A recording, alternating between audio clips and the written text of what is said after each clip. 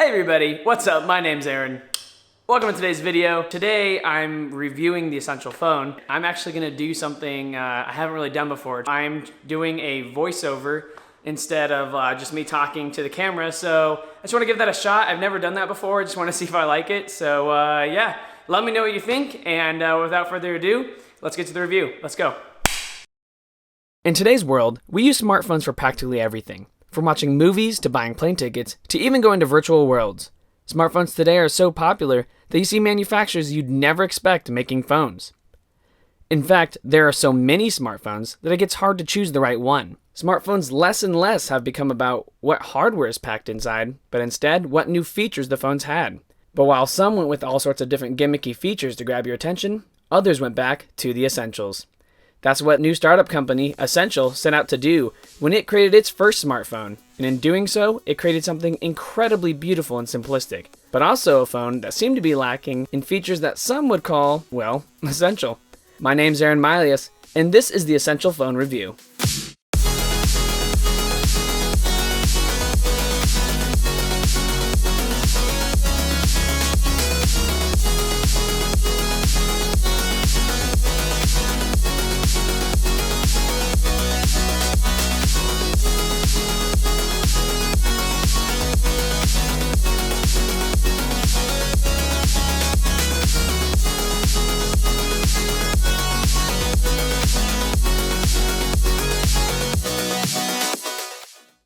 Let's start off this review by talking about one of the phone's greatest features, its premium look and feel.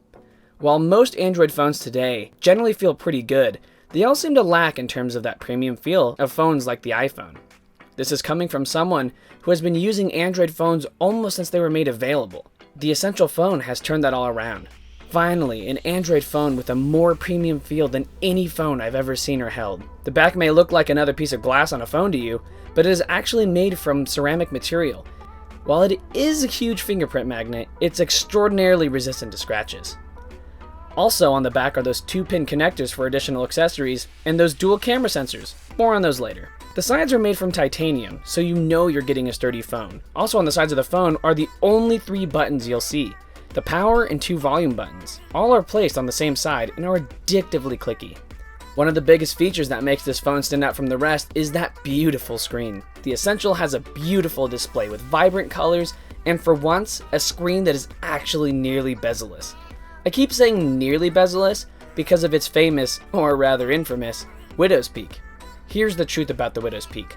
I love it. At first, I thought it would bother me, but it really doesn't affect the experience at all. In fact, I've actually come to dislike when apps don't go to the end of the screen and show it. I feel like the peak in the screen adds a unique flair and character to the phone that just helps it feel more unique. I can't really explain it, but I feel like anyone would come to love it. But what I think I like the most about this screen is how it truly goes to the edge of the phone. All the phones nowadays are claiming they're bezel-less, but I feel like the Essential are one of the few who really did it right. Alright, so we talked outside the phone. Let's begin to talk about the inside. This phone is incredibly fast, which is what you'd expect from a Snapdragon 835. And gaming is also a very fluid experience. The 4 gigs of RAM really help with speeding through the phones and swapping between all the different apps. This phone just has speed that you can feel. As a matter of fact, this phone actually clocks the processor at a faster speed than what's on the Pixel 2. Let me say this. This is one of the best experiences I have ever had on a smartphone. You see, with stock Android, you don't get any of those additional bloatware apps that we're so used to finding on our phones nowadays. They also don't have any additional software bogging down the system. And that's exactly the experience I would have expected from a phone named the Essential, and they nailed it. All of this does, of course, come with its downsides. You see, with a pure Android experience also comes a phone that's lacking in a lot of features. You don't get any neat tricks that you can really show off, nor does it have really any hardware gimmicks either. You'll be missing some of those neat quirks of your previous phones, and you won't find any gestures on this one. You just get basic Android. But basic isn't necessarily bad. And also, let's not forget, this is Android we're talking about. So, if there are any features missing that you like or that you're used to, there's generally a quick way for you to get those on there. Battery on this phone is incredible too. I use this phone very heavily too. So the fact that at most, I only need to charge it once a day was great. Also, this phone, it charges fast. Very fast. The 27-watt charger itself was very nice with a braided cable, and even the headphone dongle is braided. Oh, right, yeah, this has a headphone dongle. We'll get back to that. Calls on the phone are great. Call quality was beautiful, crisp, and on the phone's loudspeaker was very clear and very loud. On the other end, people told me they could hear me very clearly. That's all great, of course, as long as you don't have the Samsung Gear S3. This right here is probably what annoyed me the most about this phone. I don't know if it was the phone, Android, or how the Gear S3 works with a phone that's not Samsung's, but as long as my Gear S3 was connected, any call that I tried to make or answer from my phone would have no audio. There's an option during the phone call to swap audio from accessories to the phone speakers, but none of those options got any audio in this case. The only way for me to get audio was to disconnect my Bluetooth when I wanted to make a call. That gets old really fast, and when you need to make or receive important calls from work, family, or just in general, it really is an absolute pain and an annoyance. That wouldn't affect most of you, I would think, so it's not a deal breaker. And it did work fine when paired with my Bluetooth headphones. The fingerprint sensor was very fast and effective. Also on the back are those 2 pins to allow for accessories. I didn't get any myself, but I did get to play with the 360 camera, and it was a pretty neat experience. Essential promises that more accessories like a charging dock and more are on the way. I think that all the accessories should have been available at launch, and until they are, I wouldn't count this as a win just yet. Okay, we're finally here. The part that many of you have been waiting for. The cameras on this phone. Let me start by stating this up front. The camera experience on this phone has been the worst I've had on any smartphone to date. Essential only made one app that it put on its phone, and that app just happened to be the camera app that everyone hates. The app is sluggish and can be painful to navigate. Because of what you're used to, you're likely to notice this immediately. There's no manual mode here either, no panorama mode, and the menu for selecting 4K versus 1080p is pretty bad. There's also no optical image stabilization, which means a lot of your videos will look bouncy. The HDR is off by default, and on top of that, the settings you save get removed every single time you exit the app. While this is bad, it's not completely catastrophic all the time. First of all, in good light, this camera works brilliantly. It's not the best looking shots out there by comparison, but they're not bad.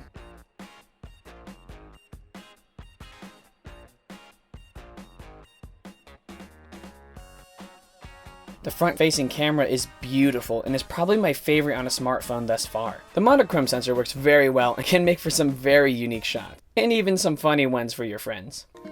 Hello darkness, my old friend. Alright, let me stop talking about the Essentials camera, and let me instead just show you. Here are some sample videos, all taken on the Essential phone. Alright, testing video right now. We're at the campsite. Alright, so now this is a video test of the front-facing camera up on top of Hutch Mountain, and as you can see, it's really high up. So a little video test. This is an audio test with wind. Let's see how well it cancels it out, and yeah, that's it.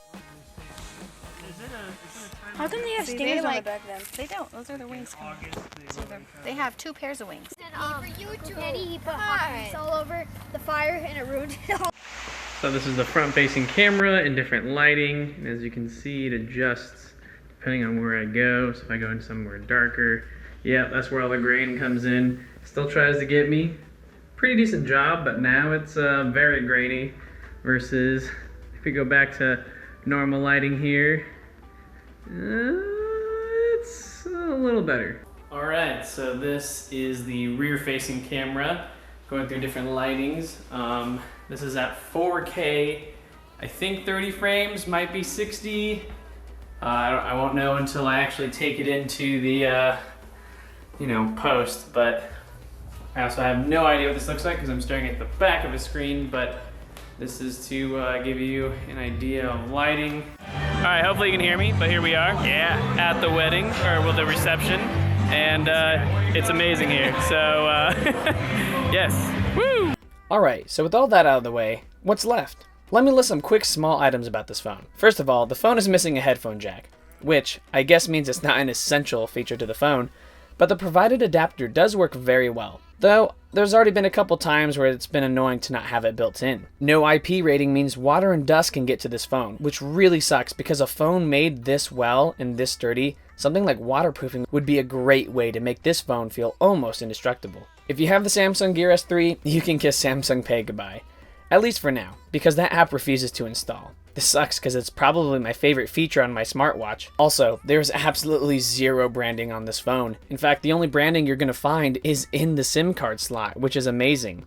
That really just adds to its essential flair. Can we just take a moment to appreciate how fast the download speeds are on this phone? I don't know what they did, or if my older phones just don't have what it takes to have higher download speeds, but this phone definitely has no problem utilizing the power of your internet speeds. Just look at how fast it can download and upload over my Wi-Fi. I've never experienced this from a mobile device, and honestly, I'm extremely impressed. So who is this phone for? Well, I think this phone is for those who are looking for a phone that is unlike any other. One that really stands out from the crowd and has people asking, what kind of phone is this? One who possibly doesn't need all of the features, but instead can enjoy a phone's pure essentials. Oh, did I forget to mention? Essential dropped the price of the phone from $699 to $499. That makes this phone way more compelling if you were even considering buying this phone. If you were on the fence before, I say go for it. Oh, and let me answer this question. Did I keep the Essential phone? No, I didn't. That might come as a shock to many, since I love this phone so much. But the reason is because I decided I really want to try a phone directly from Google as well, to know what that experience was like. Thank you for watching this video. Be sure to like the video if you liked it, and leave a comment if you have any questions surrounding the Essential phone, or if you think I missed anything. Alright, thanks again for watching, everybody. I really hope you enjoyed this review of the Essential phone. If you liked it, definitely give me that thumbs up, and if you loved it, definitely subscribe. Also, let me know if you like the style of video. Focus on me. Perfect. Also, be sure to let me know if you like the style of video or not. It was just something I was kind of trying out since I'd never done it before. So let me know if this worked, and if you want me to keep doing more reviews in this style or not.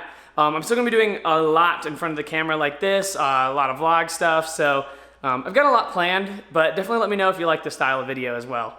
So I actually had this video like 17 minutes long before I did the intro and the outro. Like this is post Aaron talking. I had it at 17 minutes with just the review, which is now cut down to, I don't actually know how many minutes this is right now. So there's a lot of review that actually got cut out. The parts that I thought might have been less important, but if you still have questions about the phone that wasn't answered in this video, leave a comment in the comment section below, and I'll definitely answer it the best I can. And yeah, my goal is to help you decide if you want to spend $499 on that phone. I personally recommend it. I loved that phone. Now it's at $490. What? Yeah, $499. So I recommend it, but if you have any other questions, if you're still on the fence, go ahead, leave a comment below, and I'll try to get to it as quickly as possible. Also, by the way, like this is like, I'm like kneeling pretty, this is me standing.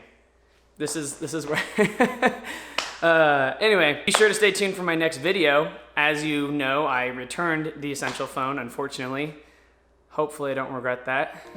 Hello, darkness, my old friend. I returned the Essential, which really sucks because I loved that phone. But I really wanted to try the Pixel 2. I wanted to see what that experience is like, and it came in today, which is super exciting. So definitely stay tuned for that unboxing. I'll be doing it this style, the way I did the Essential phone unboxing. And yeah, stay tuned for the review following that and all my other videos. So that's it for me today, guys. Thanks again for watching this video, and I'll see you in the next one. Have a good one.